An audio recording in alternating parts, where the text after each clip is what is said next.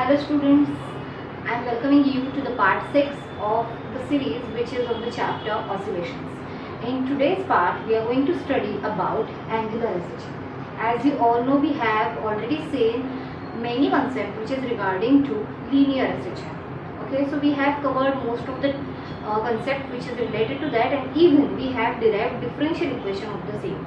And after finding the differential equation, we have derived many things which is regarding to that, related to that. What was that? We have derived displacement, then velocity, acceleration, and many terms. Okay, so like that we are going to see what is angular SHM, and even we are going to derive the differential equation of the same.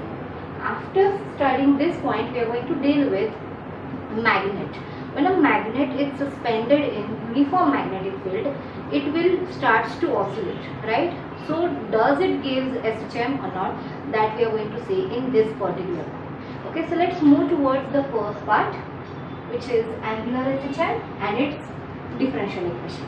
So here you can see the diagram in which a rigid support is there, and to that rigid support a string is attached, and at the end of the string a disc is attached to it. This disc is nothing but a metallic disc, okay, and this string is probably a nylon or metallic wire. Okay, so if I twist this metallic disc, what will happen to this? How it will move? It will move like oscillating, and it oscillates in clockwise as well as in anti-clockwise direction. So it creates torque inside it. Okay, so this concept deals with the torque. Now what happens when torque is existing at any point or at any condition? That torque is always proportional to the displacement. Now what kind of displacement will happen over here? As we have studied about linear SHM, at that point we have considered the linear displacement, which was x, right? But now as we are here with the angular SHM, what kind of displacement will be there? Yes, it will be the angular displacement. Okay, so we are going to deal with torque and angular displacement. How they are going to relate? So torque and angular displacement will be proportional to each other, and the both will be in opposite direction. Okay, so how we can relate that? By using equation, we can relate that like this. So this torque, which is denoted by sign tau, is proportional to minus theta, where minus theta is angular displacement. Okay, to remove proportionality sign, I can put a constant over here, which is c.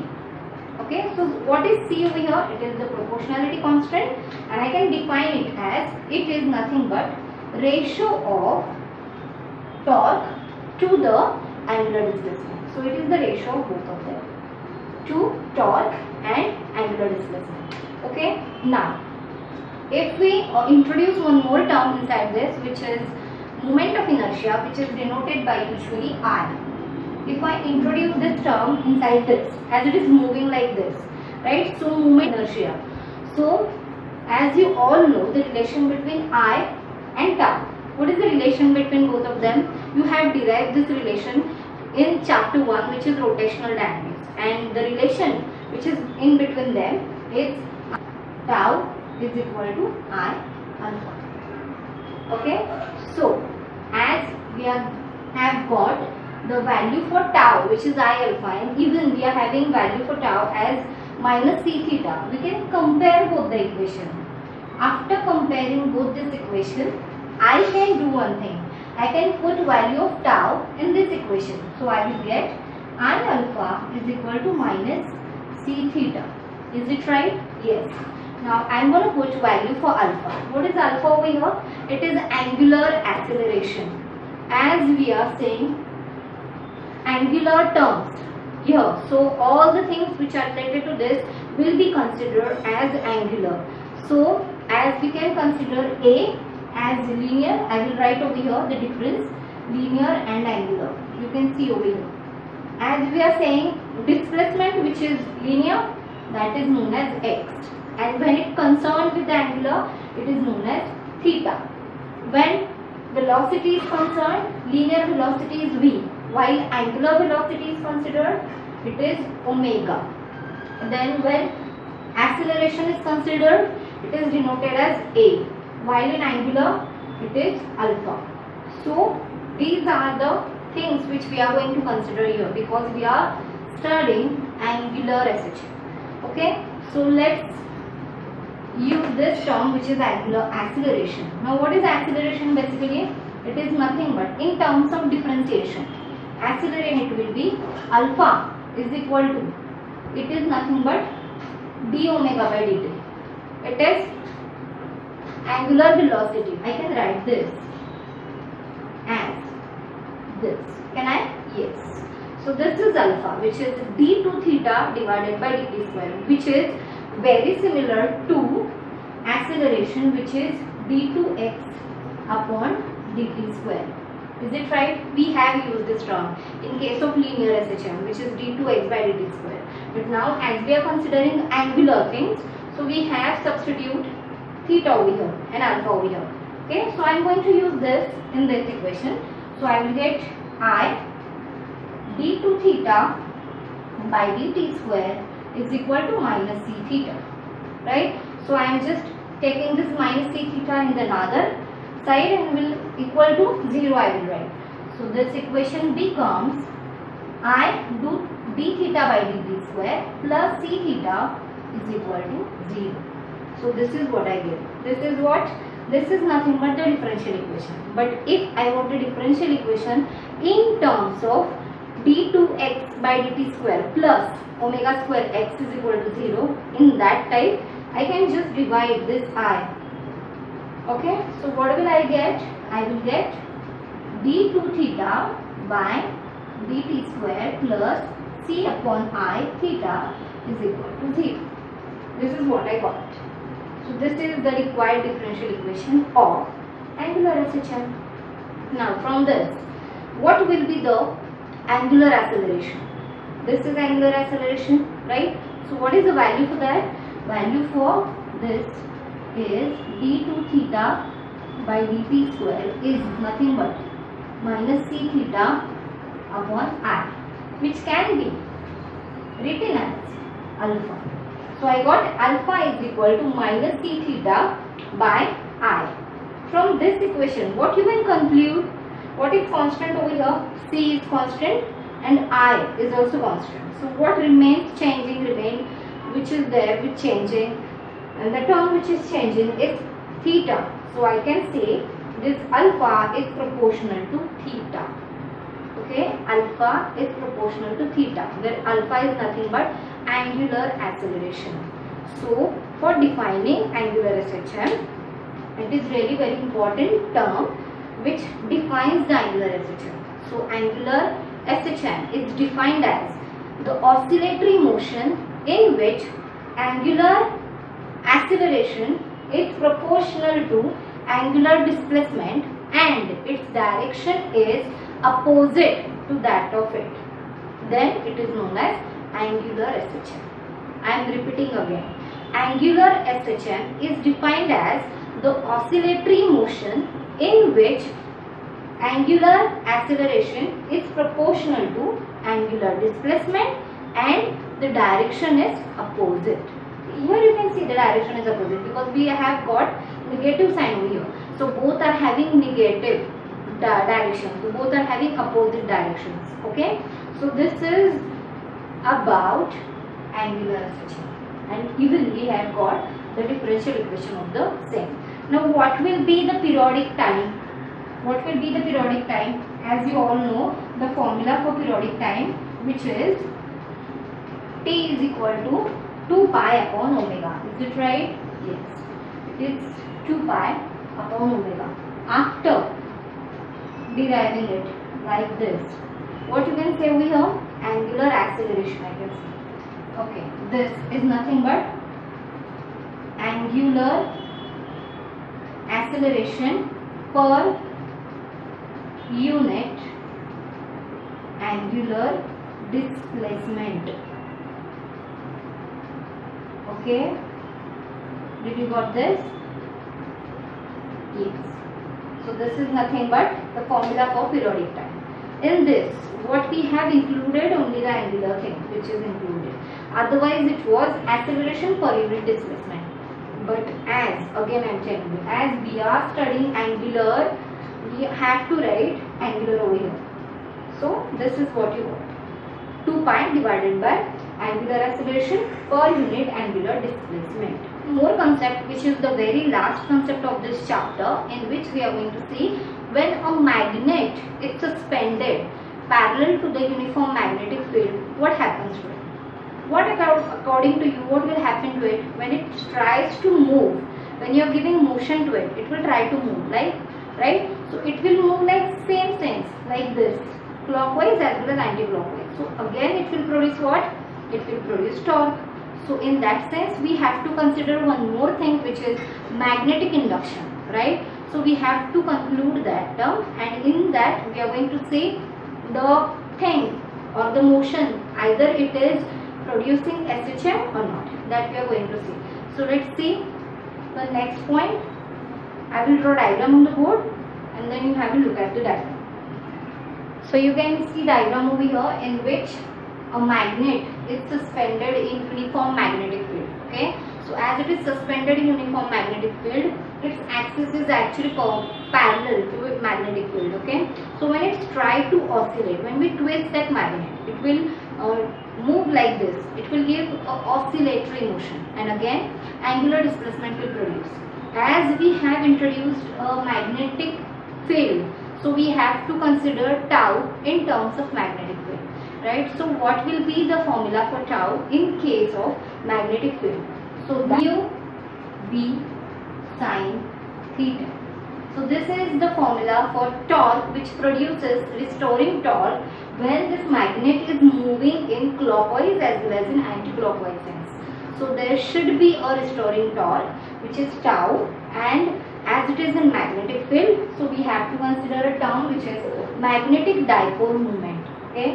Okay, so as we have considered the magnet, we have to consider some basic concepts which are related to magnet, and one of them is dipole moment. Now here we are going to consider that magnetic dipole moment as a sign mu. Okay, so I have written the formula for the same, which is the restoring torque. As the magnet is moving like this, it produces the restoring force, which is torque. And now we got the equation for the same, which is tau is equal to mu b sine theta. But as it is produces angle theta, but if we consider the angle is really very small, what happens to sine theta?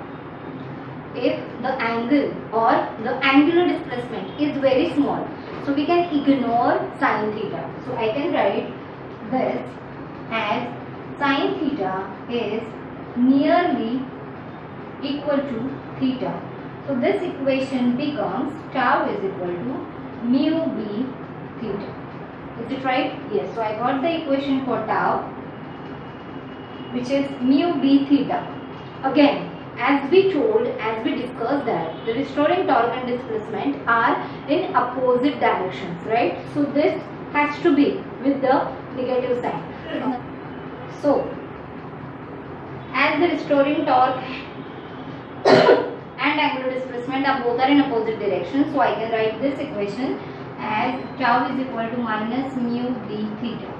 Okay, and as we have the value for tau in terms of I, which is magnetic or moment of inertia, we have the formula as tau is equal to I alpha, right? So we are again having two equations of torque.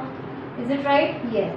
One is in terms of mu b theta and another is in terms of I alpha. So we are going to equate both the equations. So by equating both the equations, I will get I alpha is equal to minus mu b theta. Is it right? Yes, it is right.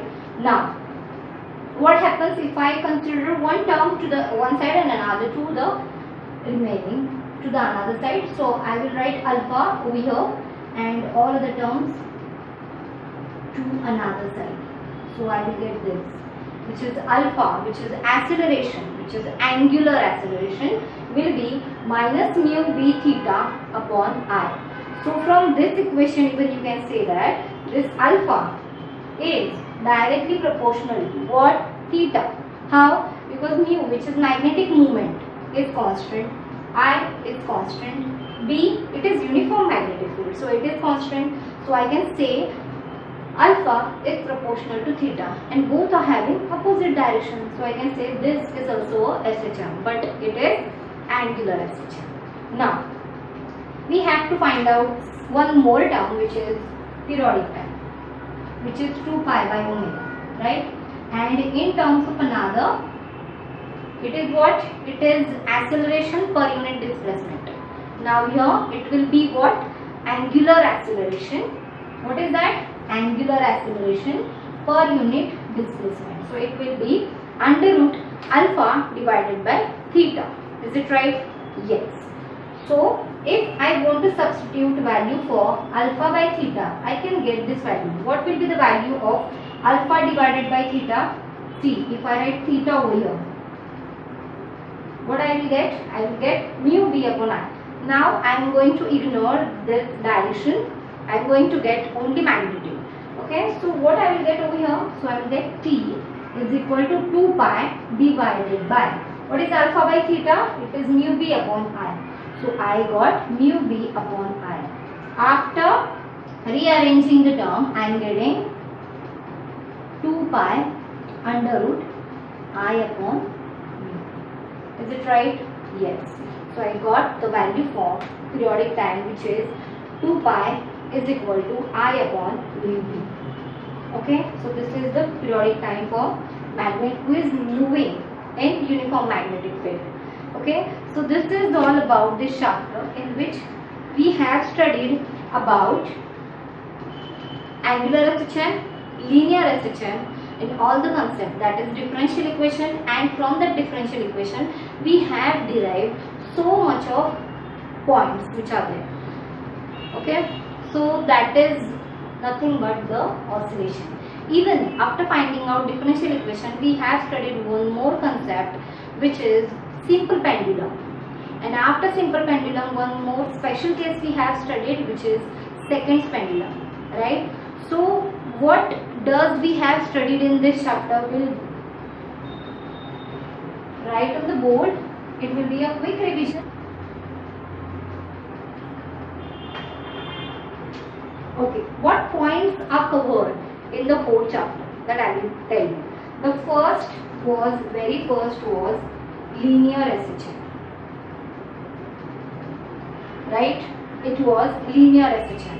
After studying linear SHM, we have derived, I will write in numbering 1. Then second was differential equation. Am I right? Yes. Differential equation of SHM. And what was that? It was d2x upon dt square plus omega square x is equal to 0. Is it right? Yes. By solving this equation, we got 4 more values. What was the 4 more values? First one is acceleration. Not 4 exactly, we got 3 values. Acceleration, which is minus omega square x. Then second we got velocity, which is plus minus omega under root a square minus x square. Then we got the value for x, which is a sine omega t plus phi. So this is what I got from this equation, right? After studying this, we have find out the maximum and minimum values for all of them. What will be the maximum and minimum value for x? Maximum value is plus or minus a and minimum value is 0. By substituting this value in all the equations, we got maximum as well as minimum value for acceleration and velocity also. Okay, after studying this, what we have done? We have done about amplitude and period, which is 2 pi by omega, which we continuously using this term, which is t, right? After studying amplitude and period, we have seen about phase. Okay, and after having so much about this SHM, we have studied about simple pendulum. Do the simple pendulum oscillates with SHM, that is simple harmonic motion? Answer is yes. Even simple pendulum also oscillate or also does simple harmonic motion. So we have derived equation for the same. for the simple harmonic for the simple pendulum, and after studying that we have moved towards the seconds pendulum, in which we got the value for periodic time as 2 seconds, right? It was periodic time for simple pendulum was t is equal to 2 pi under root L by G, in which if t is 2 seconds, it becomes seconds pendulum. And if you know the value of gravity at some point, you can find out the length of seconds pendulum. Okay, so this is all about the simple pendulum. After studying this, we have seen 2 more concepts, which is in the same part, which was, first one is angular SHM, second one is when the magnet is suspended in uniform magnetic field. What happens to both of them, right? Even we have seen one more interesting term, which was the difference between simple pendulum and conical pendulum. So this is what we have learned while studying oscillation. So after studying oscillations, you have to know all these things. Okay, I have written very few of them, many are there. Okay, so as theory part of oscillation has been finished, we are going to move towards the numerical part. Okay, so the next part of this series will be based on numerical. Okay, so hereby I am declaring the chapter has been finished. So go through the notes. I have uploaded notes on Google Classroom. Go through the notes. Please read those notes, and if you have any query regarding this, do ask me. I will solve your query. And from the next lecture, we are going to see numerical part of the same lesson. Okay, it will be divided into 2 parts. So I will be solving the numericals in 2 parts. Alright, so thank you so much.